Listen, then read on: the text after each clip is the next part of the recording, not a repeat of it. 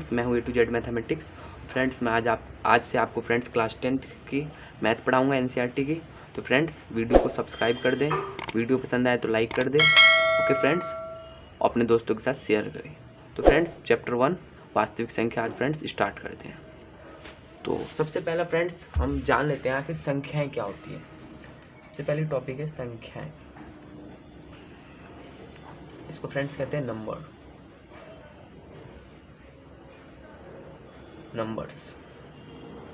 देखो फ्रेंड्स, संख्याएं जो है ना वो फ्रेंड्स दो तरीके की होती है। ये दो तरीके की होती है। संख्याएं दो तरीके की हो सकती हैं। एक होती है वास्तविक संख्या, जो कि हमारे इस चैप्टर का नाम ही है और हमें यही पढ़ना है, वास्तविक। और फ्रेंड्स दूसरी होती है काल्पनिक संख्या,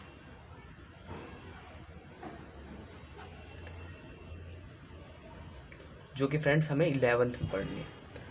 ओके, इसको कहते हैं रियल नंबर्स।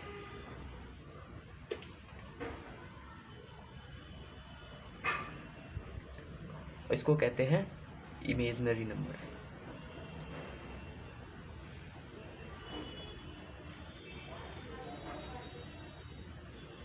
हमें इस चैप्टर में वास्तविक संख्या मतलब रियल नंबर पढ़ना है।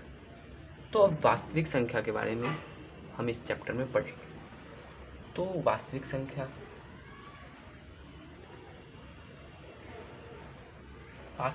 क्या होती है? वास्तविक संख्या फ्रेंड्स मैं आपको बता देता हूँ। वास्तविक संख्या में ना बहुत तरीके के, जैसे परिमेय संख्या होगा, ये भी वास्तविक संख्या। जिसे वास्तव में जिसे लिखते हैं उसे वास्तविक संख्या कहते हैं। अपरिमेय संख्या तो फ्रेंड्स ये भी वास्तविक संख्या में है। तो चलो मैं आपको लिखवा देता हूँ।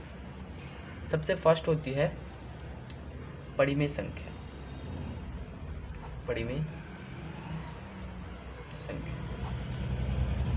इसे इंग्लिश में हम कहते हैं रैशनल नंबर्स। परिमेय संख्या क्या होती है या आपने फ्रेंड्स आपको पढ़ना है। परिमेय संख्या वो संख्या होती है, आपने फ्रेंड्स 9th में ही पढ़ा है, जिसे हम P/Q के फॉर्म में लिख सकते हैं। P/Q के फॉर्म में लिख सकते हैं। और इसमें एक वो बात होती है कि Q की जो वैल्यू है ना वो 0 नहीं होनी चाहिए। बस इसका यही इसने बताया कि इसमें बस इतना हम पढ़ना होता है कि P/Q के फॉर्म में लिख सकते हैं और Q की वैल्यू 0 नहीं होनी चाहिए। 0 से बड़ी ले लो या छोटी ले लो चल जाएगी, लेकिन 0, क्योंकि फ्रेंड्स देखो अगर 0 यहाँ पे मैंने डाल देता हूँ, जैसे मैं आपको एक एग्जांपल देता हूँ ऐसा क्यों का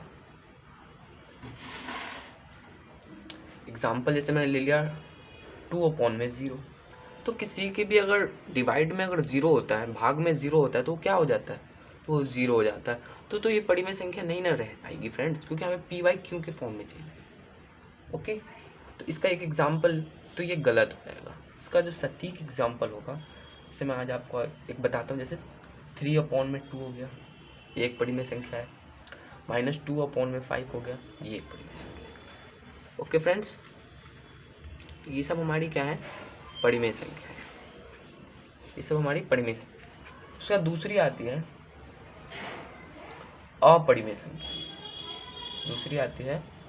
अपरिमेय संख्या। अपरिमेय संख्या किसे कहते हैं?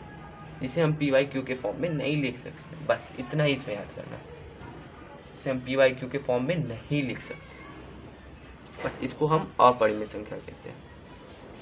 ओके, तो P/Q के फॉर्म में हम किसी नहीं लिख सकते हैं।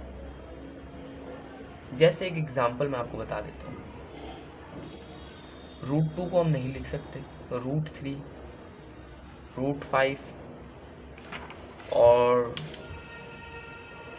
जैसे 0.10, 100, 100, मैं ऐसा क्यों लिख रहा हूँ ये आपने फ्रेंड्स 9th में पढ़ रखा होगा, क्योंकि रिपीटेशन अलाउड नहीं है। मतलब एक जैसी वैल्यू हम यहाँ पे 10, 10, 10, 10 नहीं लिख सकते। तो यहाँ पे 1 0, यहाँ पे 00, यहाँ पे 000 और इसी तरीके से आगे होती है। तो ये दूसरा तरीका है। इसका तीसरा क्या है?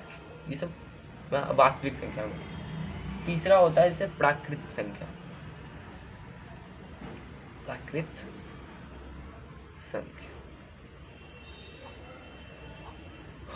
प्राकृत संख्या किसे कहते हैं? 1 से स्टार्ट होती है, 1 2 3 4 डॉट डॉट डॉट और अंत तक, इन्फिनिटी तक इंग्लिश में बोले तो प्राकृतिक संख्या जो 1 से स्टार्ट होती है उसे हम प्राकृतिक संख्या कहते हैं। सिंपल, बस आपको यही याद रखना है। इसे इंग्लिश में कहा जाए तो नेचुरल नंबर, नेचुरल, और इसे कहा जाए तो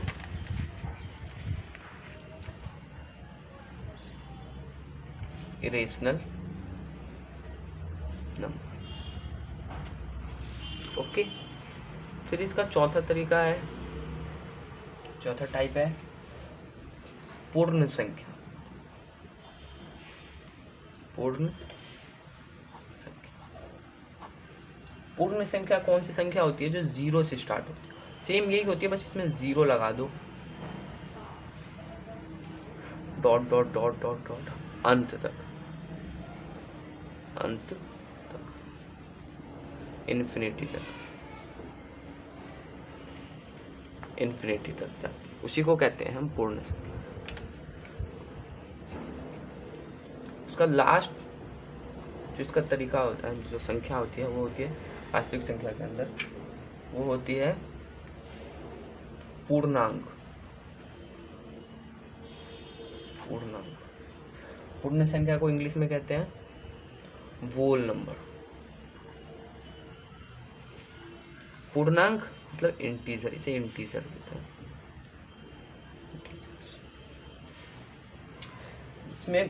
इसमें क्या होती है फ्रेंड्स, जैसे 0 ले लिया, 0 1 2 3 डॉट डॉट डॉट यहाँ तक, अंत तक, इन्फिनिटी तक। इधर -1 -2 -3, ऐसे यहाँ पे भी डॉट डॉट डॉट अंत तक। इसे क्या कहते हैं हम? पूर्णांक या इंटीजर। ओके फ्रेंड्स, तो ये मैंने आपको बता दिया वास्तविक संख्याएं क्या होती है। ओके, उसके बाद मैं आपको अब बताता हूँ वास्तविक संख्या आपने पढ़ लिया फ्रेंड। उसके बाद अब वास्तविक संख्या के बाद आता है, इसमें जो हमें पढ़ना है वो है यूक्लिड विभाजन। एक इसमें है यूक्लिड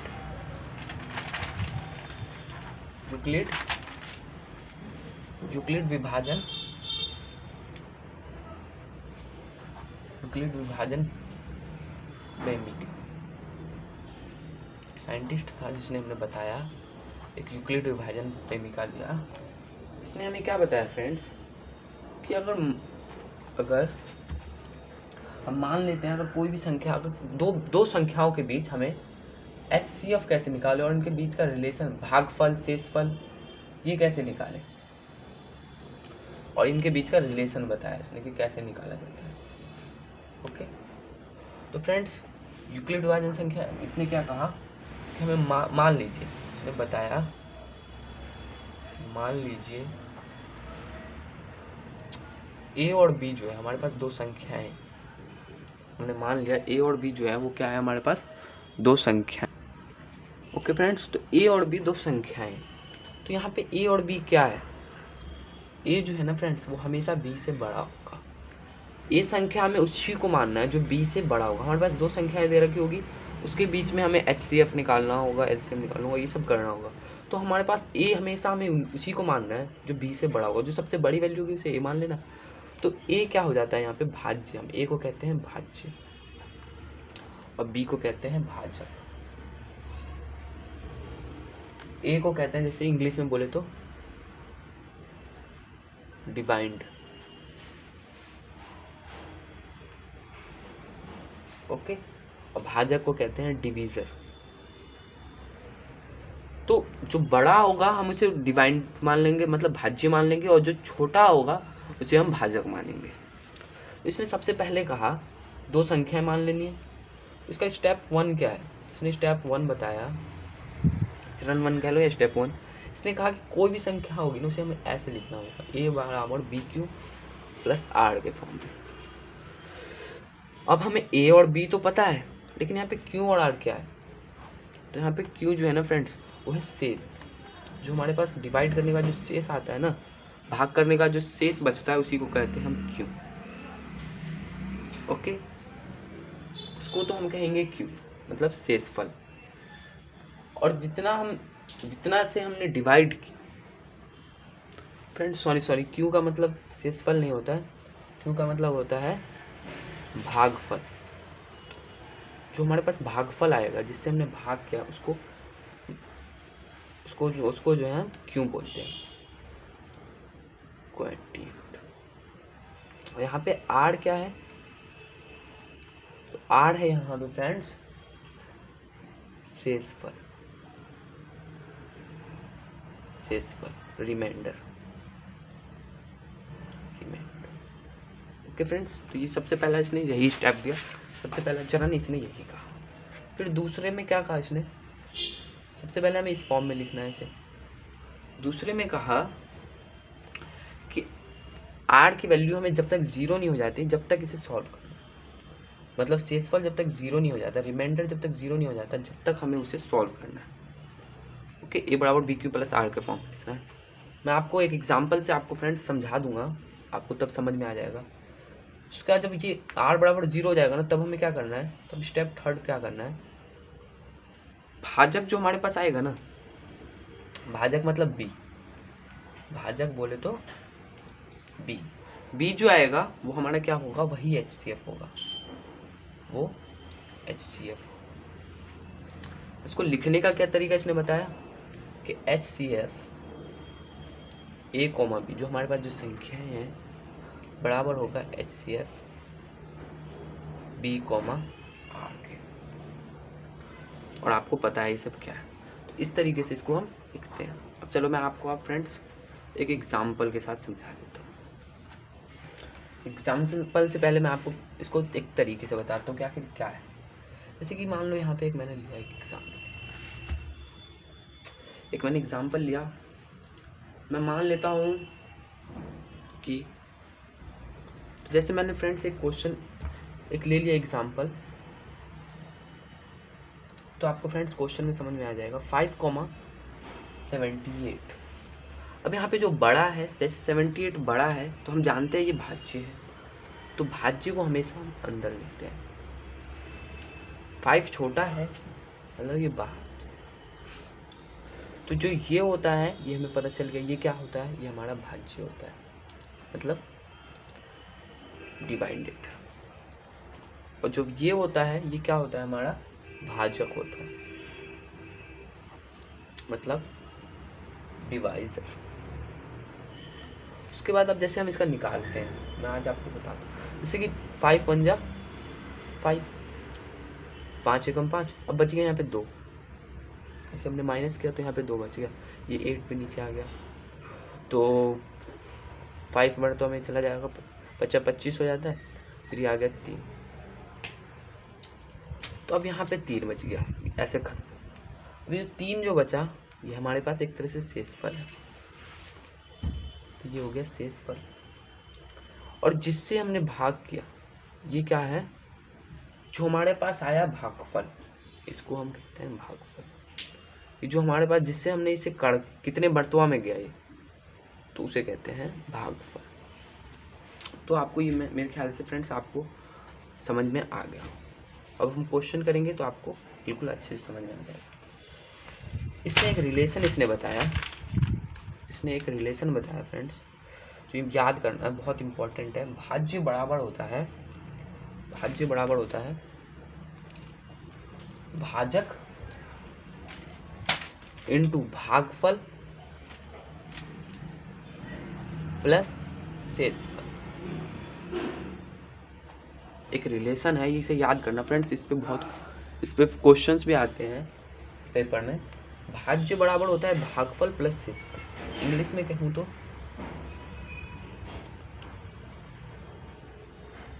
डिवाइड बराबर होता है divisor multiply quotient plus remainder. Okay,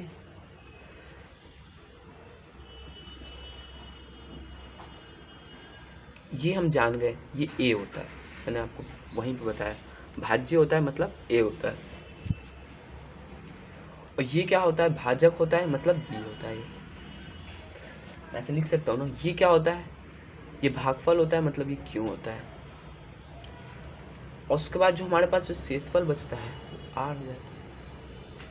तो इसके बीच में इसने रिलेशन बताया a बराबर b into Q plus r, यहीं से ये फॉर्मूला आया, ये वाला फॉर्मूला, इससे भी आप याद कर सकते हैं।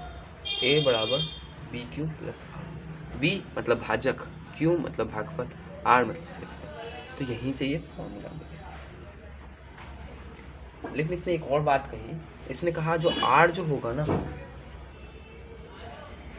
जो r होगा वो b से बड़ा होगा, लेकिन 0 या 0 से